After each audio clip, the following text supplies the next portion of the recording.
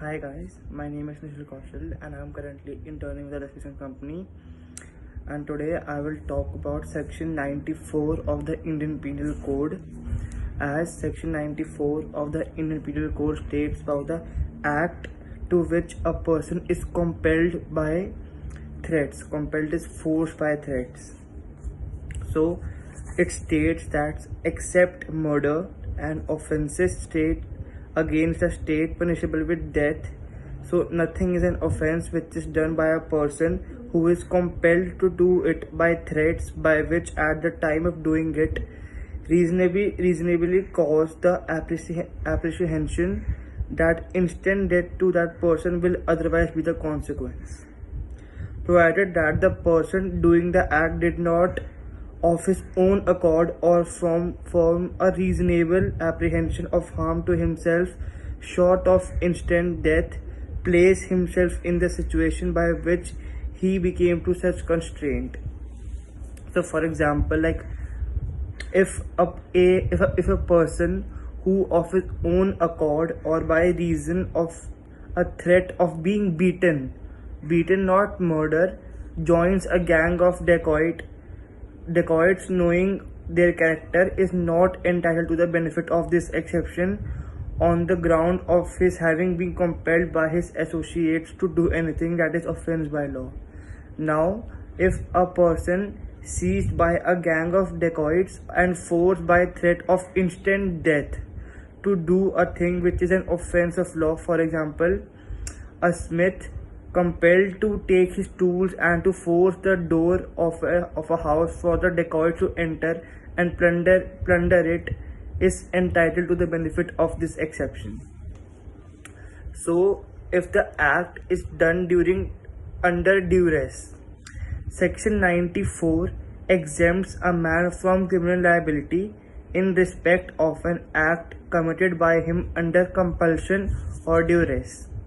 This is founded on the well-known maxim which is stated as actus in vito factus est nisi actus, which states that an act which is done by me against my will is not my act, and hence I am not responsible for it.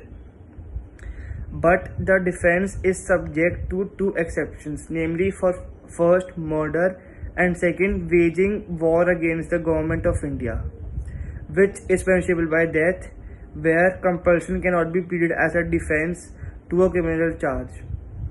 The exemptions are based on the ground that no one has a right to take another's life in order to save his own, and that the state has a right to ensure its own preservation by providing deterrent punishments, pains and penalties. Now I will talk about the scope of section 94 of the IPC. As to avail the defense of compulsion, following ingredients must be proved. First, the apprehension of threat must be reasonable and not voluntarily sought.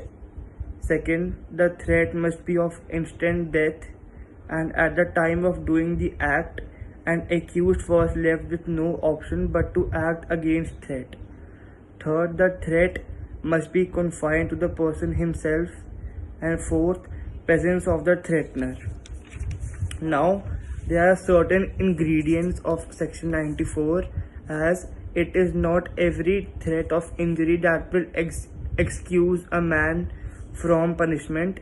The threat in order to attract the benefit of section 94 must be of instant death due to the person compelled to commit the offense, and that the person so threatened should not have placed himself in the situation of his own accord.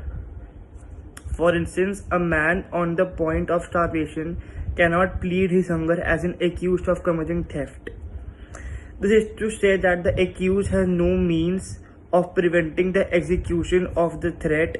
For example, a smith seized by a gang of dacoits and forced by the threat of instant death to take his tools and to open the door of a house for a thief to enter and plunder, then he is entitled for the benefit of this section. On the other hand, as held in the case R versus Hassan, by the House of Lords, defense of duress is not admissible when the accused voluntarily or associates with other engaged in criminal activity that he had foreseen or ought reasonable to have foreseen the risk of being subjected to any compulsion by threats or violence. Now, the threat must be of instant death. The word instant is of significance that it is to be invoked when the life of the person is in immediate danger in consequence of a refusal to act as per the dictates of the assailant. For instance, as given in explanation 2 of the section 94, that a smith is seized by a gang of dacoits and forced by threat of instant death to open the door for the dacoits so that the theft can be carried on, is benefit to this section. And in a Malaysian case, Tan Peng N versus Public Prosecutor, the Court of Criminal Appeal held that duress to be pleaded as a defense must be imminent, extreme, and persistent. Now, second is the presence of the threatener.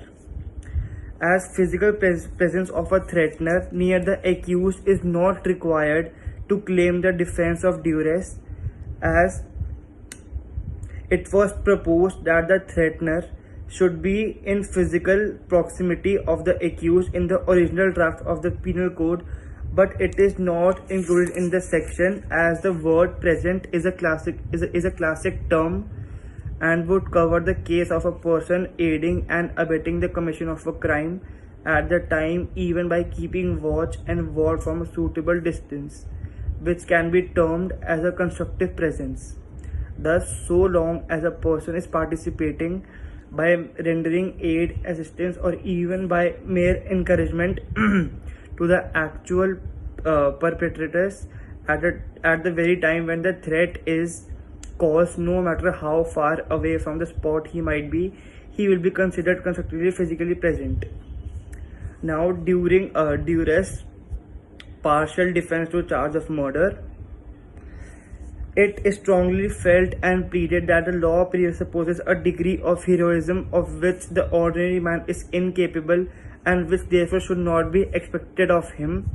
The modern conditions and concepts of humanities have rendered obsolete the rule that the actual killer cannot rely on duress as a defense. Thank you.